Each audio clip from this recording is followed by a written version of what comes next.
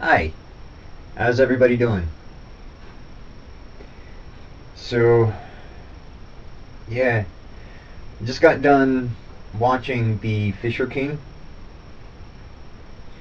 It was the first Robin Williams movie that I ever saw that made me take him seriously as a thespian, as an actor. And I was like, I don't know, 13 when I saw it. It came out when I was 10, but, you know, mom was like, it's a rated R movie, and didn't let me see it, so I had to. I think she rented it, and I ended up watching it late at night and just was all sneaky about it. But I don't know.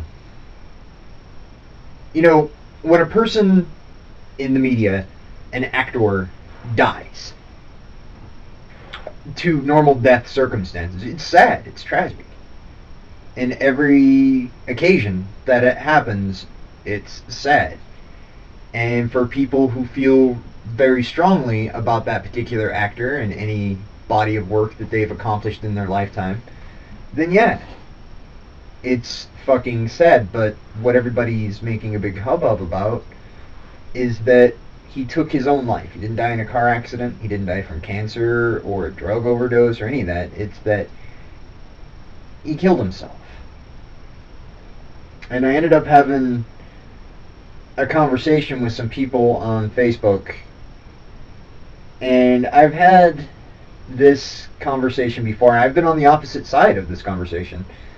Um, but it's always frustrating. It's always irritating because they just get up and talk about, oh, he had so much going for him. He was an actor. He was wealthy. Everybody cared about him, and he was very well loved. And it's like, yeah, he was. I don't see how a person could do that. Good, and I hope that you never do. And I said that too. It's just like I hope you never understand. And I don't know what responses are expected at that point, but somebody responded like, why shouldn't we want to understand that? I mean, somebody killed themselves. Why isn't this something that we should understand? And like I say, I've had this conversation before, and it's always it's always a little aggravating, a little irritating. And I told them, look, if you were to say that you understand, means that you empathize how somebody who is famous and wealthy with a world of people who loved them would kill themselves. To understand that means that you would have to empathize. And that's not anything that I would ever wish on anybody. And it went on. It continued on until finally the only analogy that I could give for it was understanding depression is like understanding hunger.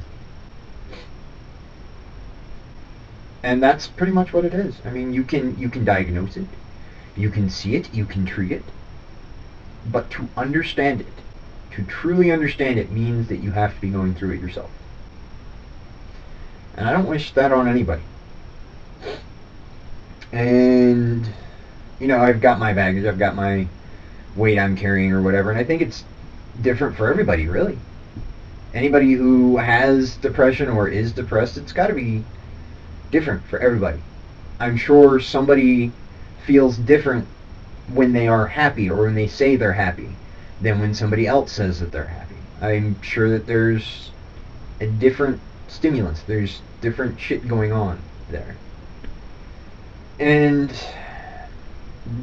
do I think it's tragic? Yeah, absolutely. I don't get to look forward to any more movies with him in it. No new movies with him in it. I'm sure there are movies that he's been in that I haven't seen yet. I get those to look forward to still. But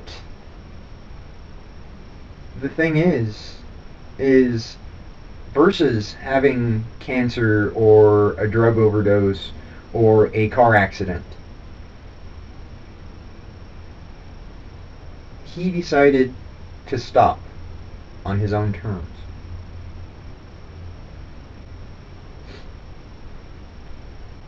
That's it.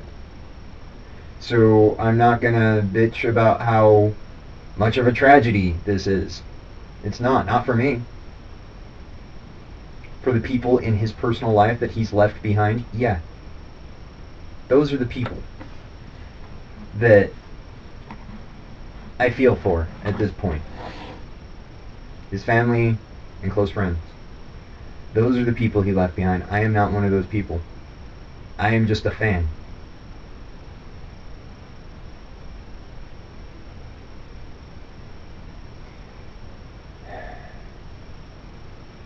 And I will miss him.